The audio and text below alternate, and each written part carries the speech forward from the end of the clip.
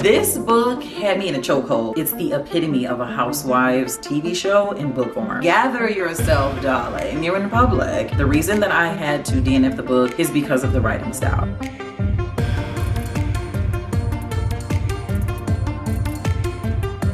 Hey, welcome back to my channel. I'm Joyce, and today I'm excited to talk about these 5-star reads. In June, I read 7 books. In May, I read 2. So instead of just doing a May wrap up for the 2 books, I decided to roll them over and just talk about them here in the June wrap up. June was a very good reading month for me. I hope that I am able to get you so excited about a few of these books that you will want to immediately order them and read them. And then there were other ones, just because it got like a 3-star from me or I'm not as excited, it doesn't mean that I won't recommend it, and it doesn't mean that it wasn't still a really good book. So without further delay, let's get into these books. In the month of May, I was able to have the pleasure of reading Maame. This book is extremely good. This book follows our main character, Maddie. Maddie is the primary caregiver for her father, who has Parkinson's disease. She doesn't really have a life outside of being a caretaker for her father. And I don't think that I did say, but Maame, it means woman. So she has always had to be a woman. Even as a young girl, she had to be independent. There's one line here. It says, "I was raised to be independent. I was proud to be so trusted, but I didn't know any better." And then she ends up realizing that all that independence I had and responsibility I had, I didn't want it. It was just put on me. I didn't want to be Maame. And this is actually a term of endearment. You learn more about the name and why her parents called her that and why her mother was called that. Why there's such an emphasis on independence and there's so much pressure on women. Like, geez, let up of us. She's from Ghana, so she would be Ghanaian, I believe. Oh my gosh, if I said that incorrect, please let me know. Or Guyanese. I feel like I need to Google it. Give me 1 second.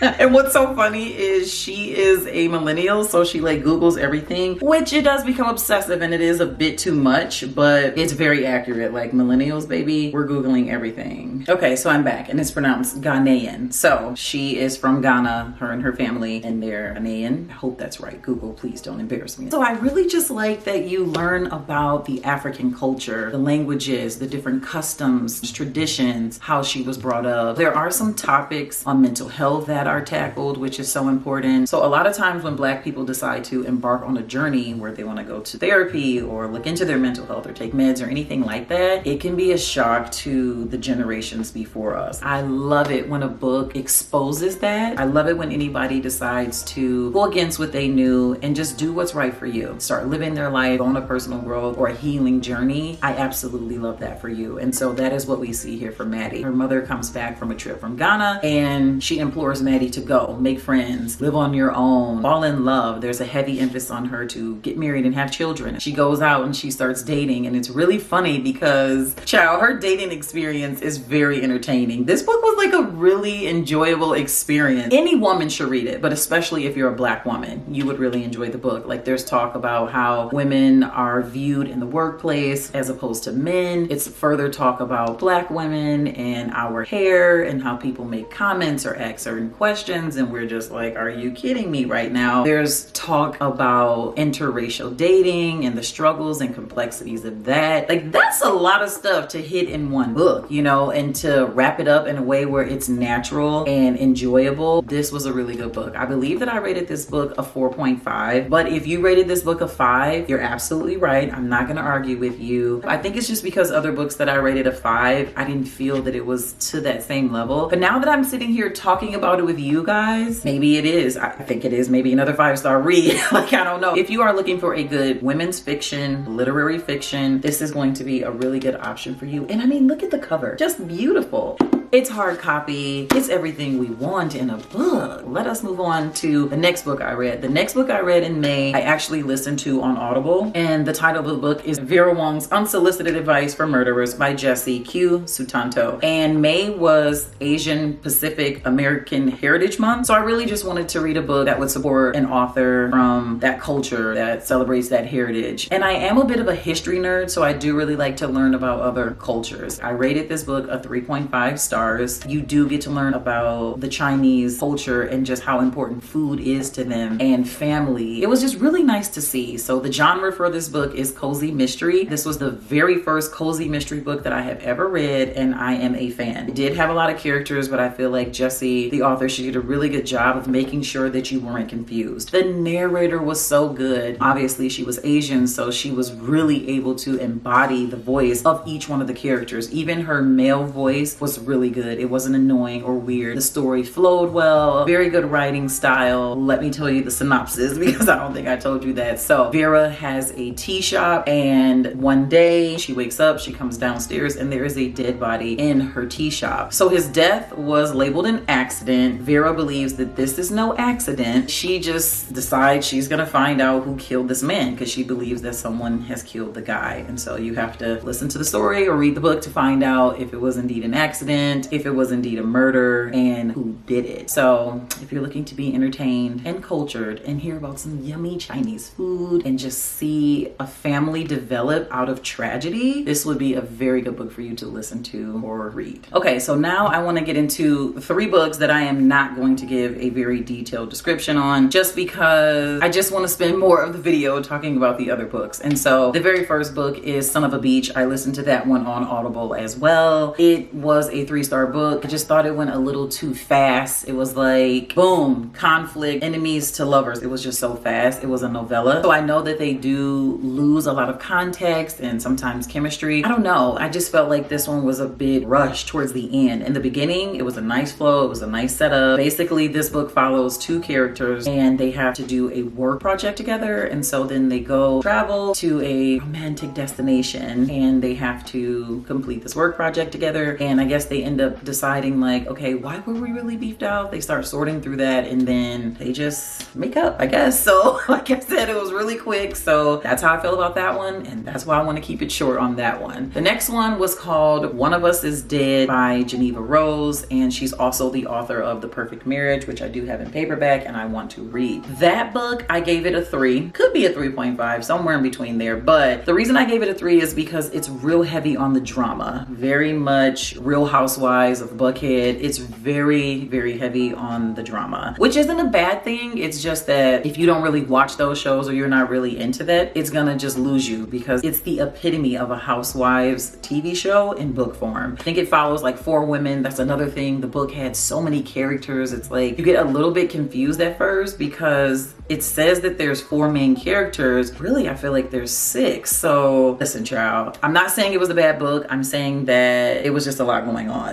That's what I'm saying about that book. But I do think that it was still interesting. I just don't want to get that in depth. You can look it up if you want to know more about it. It basically follows 4 women. One of them end up dead. And they all go to this very exclusive salon. They go to this salon. It's called Glow. There were some scenes that were very dramatized, some characters that were like insanely annoying, but I feel like they had to be for a reason. It was like this one character, Shannon, like she's the she's the ex-wife of a politician and she just couldn't get over him. So some of her scenes were just like, girl, how insecure are you? Like, gather yourself, darling. You're in public. So yeah, that's my thoughts on that. It was a 3-star book, which 3-star books are still good. I would still recommend that if I knew a person that likes that type of dramatized, exaggerated reality TV style book, then I would. And it's still suspense. It is a suspense category genre, if I didn't say that already. So yeah, moving on. This book, I don't even have a copy of it. It was a DNF. I borrowed it from the library and it was called This Close to Okay. I did talk about this book in a different vlog. I will link that vlog for you below if you want to know more about that book. I DNF'd the book at page 87. It starts out really good. A lady, she's actually a licensed therapist. She sees this guy. He's about to commit suicide. He's about to jump off the bridge. And she basically saves him, but she doesn't want him to know that she's a licensed therapist. And she basically brings him back to her house. I guess they're getting to know each other. I'm not really sure because again, I DNF'd the book. Her ex-husband married his mistress and had a baby. Child, there's a lot going on in that book. The reason that I had to DNF the book is because of the writing style. I just couldn't connect with that style of writing. So it made it very hard for me to connect with the characters and constantly want to pick the book up. So I just didn't. My TBR is extremely long and I have so many other books that I'm excited to read. I'm not going to waste my time to finish a book. Like if I pick it back up again another time, great. If not, I'm fine with it. So if you did did read it, please let me know if you felt the same way that I did at first and you hung in there and it was worth it in the end. I would really like to know that. But other than that, let's move on to some books that I actually am excited to talk about. And that is Happy Place. This book was insanely talked about, highly anticipated. People love Emily Henry. I rated the book a 4 stars. I'm really glad that I read this book because this was like a second chance romance for me and my girl Emily Henry. I think the reason I really liked this book is because it gives you all the feels. It's very, very much a summer read. You can take this to the beach and have a very good time reading this book. It is categorized as a romance. I know some people feel like it should be listed as a women's fiction book just because it does tackle some heavy topics. It's not just straight romance across the board, which is why I like it. I'm not really the biggest fan. I realized I thought I was a big romance reader. I guess I can be sometimes, but I need something more. I need something real, something raw, something thought-provoking. Just a straight romance, it can kind of lose me sometimes. So because it's marketed as a romance, some people were a little bit bummed out about that. Just know that going into it, it does talk about friendships. There's talk of mental health. The topic of death is mentioned. The biggest takeaway for this book is you are enough. You are enough. What you do is enough. What you find interesting and choose to do with your life, that is enough. You don't need a big fancy label like a brain surgeon or a lawyer. If you want to be a flower shop stewardess, that is enough. If you just want to be a stay-at-home mom, that is enough. Whatever you choose to do, it is enough. And I really like that she expresses that a lot throughout the book. We have 2 main characters, Wynn and Harriet. I don't know how I forgot her name. They broke up 5 months ago and they don't want to tell their friends. They're going on an annual trip with their friends and they just don't want them to know. So they decide to fake date until the end of the trip. So obviously it's going to take place past and present timeline. So you will get to see why they break up. And it wasn't as climactic as you would like it to be, but it's real. That's what I like. These were very real characters in this book. I love Emily Henry's writing style. She can write the heck out of a book. You can visualize these places that she makes up and feel as if they're real. Like, I absolutely love that about her. And for someone who only had a little bit to say about this book, I feel like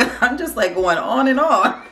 So anyway, I definitely think that this book is worth reading if you want a cute little summer read. It definitely is happy and cute and all of that mushy gushy stuff. Okay, so our next book was not happy, cute, gushy, all of that, and it was 7 Days in June. Listen, Tia Williams, baby, this is a 5-star read. This is a 5-star read, okay? Absolutely understand why there's 1 to 7 pages of blurbs. People have lots to say about this book, and now I see why. I absolutely enjoyed it. This book had me enthralled the entire time that I just forgot life around me was even happening. It was such a deep book. I did do a vlog where I swapped my screen time for reading, and this was the book that I decided to read in that vlog. It's so deep. The complexities and the challenges and the rawness and the realism. You see modern day mothering, which is such a breath of fresh air, honey, when moms or women or anybody decides to break generational curses and just say, hey, you know what? That thing or this thing, it stops with me. You know, I'm not,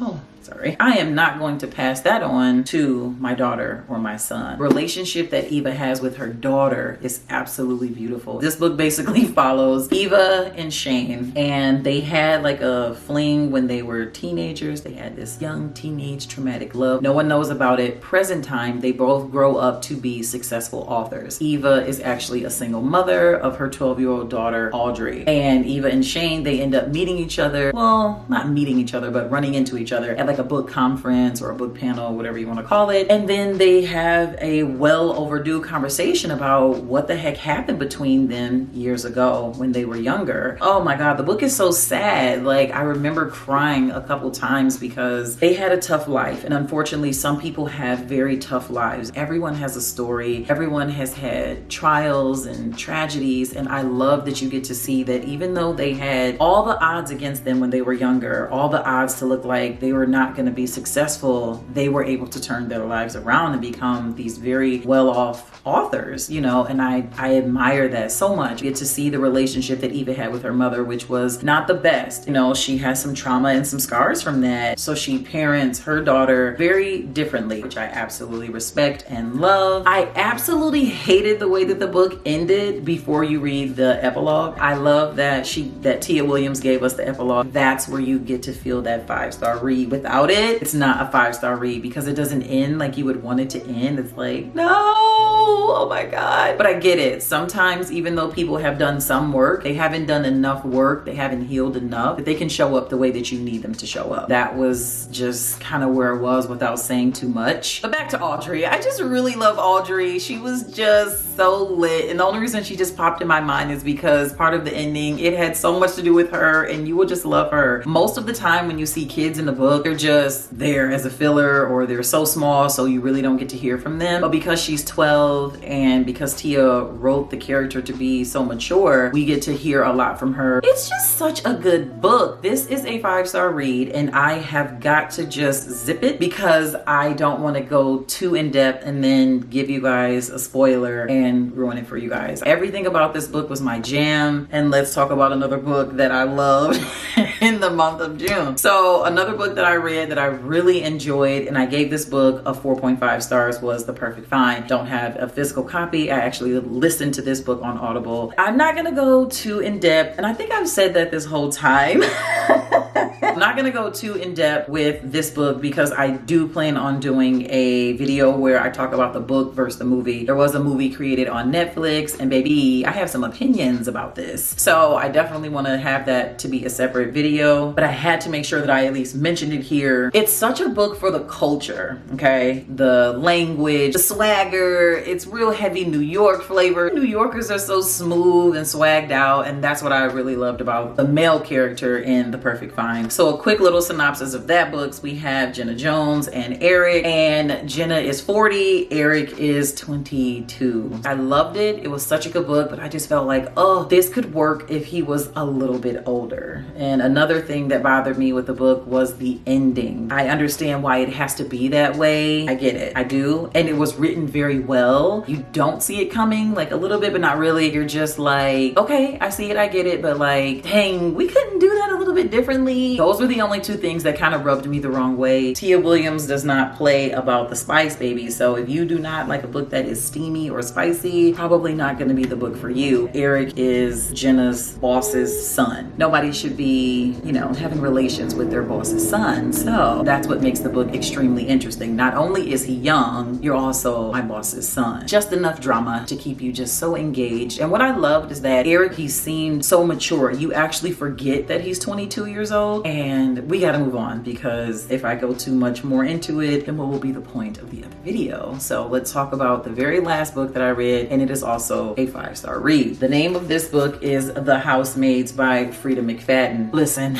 this book had me in a chokehold. I finished this book in a few hours. Like, it was so good. Stop playing with me, Frida. Stop playing. Like, girl, now I have to go and read part 2. The reason this book is so good is because it's the type of suspense book that has everything. Suspense, humor, a little bit of steam, a plot twist, secrets. It's just so good. And Frida, I love how she explains the attic. It's explained in such great detail for you to fully understand just how creepy it is. And I love that she does a very good job of being descriptive where she needs to and then not where she doesn't. Like, it's a suspense book. I don't need all these excess details. Baby, I'm just trying to be creeped out. I'm just trying to keep turning like page. Like, what is next? What's gonna happen? That is exactly what you get when you read The Housemaid. This particular book follows our main character, Millie. Millie is in a bad situation, child, and she needs a job. So she applies for the job to be the housemaid at the Winchester house. And Nina is on the ziggity boom. She is crazy, okay? And it's just like, girl, I even love that. Like the way that Frida wrote Nina, you kind of like hate her, but then you end up having compassion for her. It's just all so good. And then even Millie, like, girl, who takes a job where you're gonna be in the attic with a lock on the outside of the door? Are you crazy? Girl, run. This is one of those books, if you're watching a scary movie, you're like, don't go in there.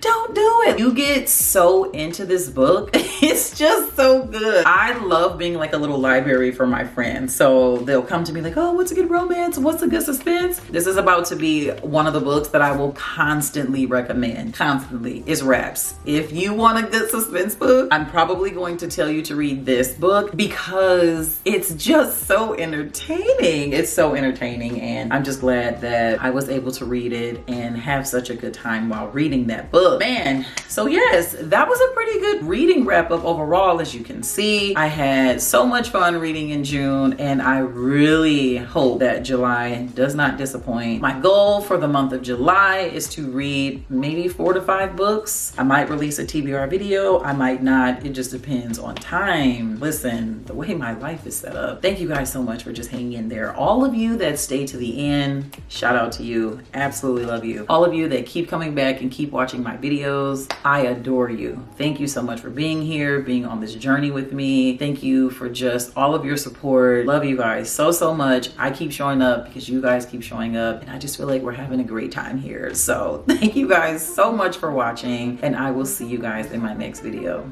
Bye.